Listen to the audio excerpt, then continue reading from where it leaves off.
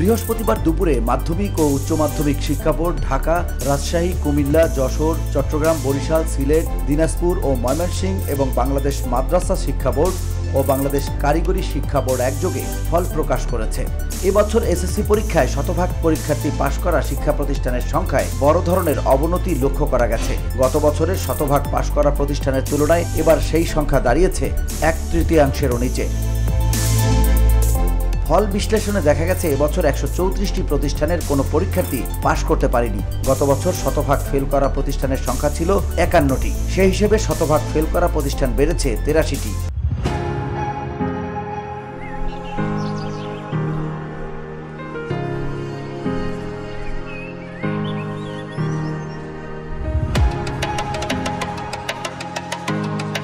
এবার এসএসসি ও সমমান পরীক্ষা শুরু হয়েছিল গত 10 এপ্রিল। পরীক্ষা শেষ হয় 13 মে। চলতি বছর 9টি সাধারণ শিক্ষা বোর্ডের অধীনে এসএসসি পরীক্ষায় 14,90,142 জন শিক্ষার্থী অংশগ্রহণ করেছে, যার মধ্যে ছাত্র 7,01,538 জন এবং ছাত্রী 7,88,604 জন। এছাড়াও মাদ্রাসা শিক্ষা বোর্ডের অধীনে 2,94,726 জন এবং কারিগরি শিক্ষা বোর্ডের অধীনে 1,43,313 জন পরীক্ষার্থী ছিল। VOD Bangla news desk.